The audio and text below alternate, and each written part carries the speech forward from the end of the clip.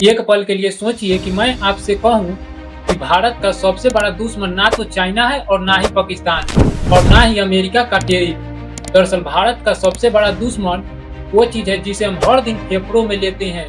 वो हवा जिसे हमें जिंदा रखना चाहिए वो हमें धीरे धीरे मार रहा है। और सबसे चौंकाने वाली बात, ये बात कोई पॉलिटिकल और कोई यूट्यूबर ने नहीं बताया, ये बात गीता गोपनीयता ने खुद, जो international military fund deputy manager director है, उन्होंने कही है। सुबह 6 बजे एक माँ अपनी बेटी को स्कूल जाने के लिए उठाती है। बेटी की आंखें थोड़ी लाल है, खांसी हो रही है। माँ कहती है कि थोड़ी पानी पी लो, ठीक हो जाएगा। लेकिन उनको भी नहीं पता कि मेरे ही शहर का हवा जहर बन चुका है। उसकी ये छोटी सी खांसी भारत की उस खराब अर्थव्यवस्था की कहानी का हिस्सा है जिसका अंदाजा हमें खुद नहीं है। अब कहानी यहीं से शुरू होता है, क्योंकि गीता गोपनीयता ने हाल ही में कहा है कि इंडिया का सबसे बड़ा इकोनॉमिक थ्रेट पोल्यूशन से देश की ग्रोथ को अंदर से खा रही है। और ये बात उन्होंने किसी को डराने के लिए नहीं बताया, बल्कि एक और भी सच्चाई बताई दी। उन्होंने बताई कि भारत का उत्पादक गिर रहा है और वर्किंग हाउस कम हो रही है। लाखों लोग बीमार होकर काम पर नहीं पहुँच रहे हैं और इसका असर सीधा जीडीपी पर पड़ रहा है। हमारी हवाएं हमारी जेबें खाली कर रही है। और इससे ये कर्मचारी की कहानी है। राजेश एक डिलीवरी बॉय था जो सुबह 8 बजे से रात 10 बजे तक पार्सल पहुंचाता था,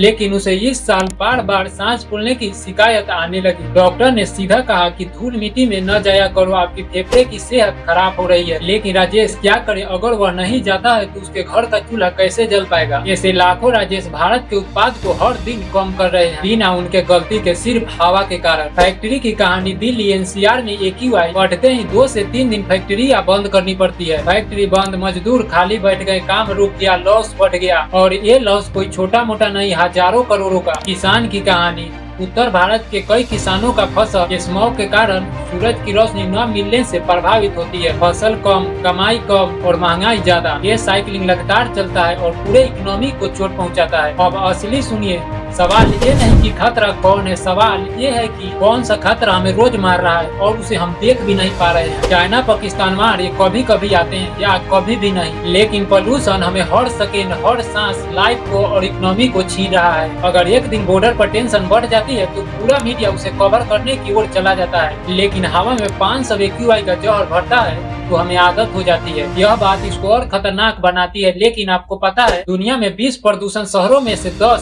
सिर्फ भारत में ही आता है। और ये सिर्फ डाटा नहीं, ये उन 2 करोड़ बच्चों की कहानी है जिसे बचपन में इनहेलर धरा दिया जाता है। ये उन करोड़ों बुजुर्गों की कहानी है जिनकी उम्र पोल्यूशन के चलते 5 से 7 साल कम हो जाता है। IMF ने साफ कहा है कि अगर पोल्यूशन ऐसे ही बढ़ा और इंडिया ने इसे कंट्रोल नहीं किया तो आने वाला 5 से 7 साल में भारत के GDP को 2 से 3% तक गिरावट झेलनी पड़ेगी। अब 1 से 2% छोटा लगता होगा, लेकिन अगर इंडिया 5 ट्रिलियन ड्रीम कर रहा है तो 1% का लॉस लाखों करोड़ों का हो जाएगा। ये नुकसान है बच्चों की हेल्थ और युवाओं की कमाई, बुजुर्गों की जिंदगी और देश की इकोनॉमी। दिल दहल जाता है सोचकर, जिस हवा में हम जिंदा है वही हवा इकोनॉमी को मार रही है। तो ये सब क्या रोका जा सकता है? बिल्कुल रोका जा सकता है। 80% पोल्यूशन ह्यूमन मोड है, यानी इसको रोका जा सकता है। Clean fuel, public transport, green energy, औद्योगिक, प्लांटेशन, वेस्ट कंट्रोल। लेकिन सबसे बड़ा स्टेप है अवेयरनेस। ये वीडियो आपका और मेरा काम नहीं कर सकता अगर लोगों तक ये बात नहीं पहुँचे। कभी किसी बच्चे को इनहेलर लेते देखा है, कभी किसी बुजुर्गों को साफ हवा लेने के लिए मास्क लगाते हुए देखा है, कभी किसी मजदूर को धूल में खांसते हुए देखा है। ये सिर्फ दृश्य नहीं है, भारत की इकोनॉमी का वो कहानी है जो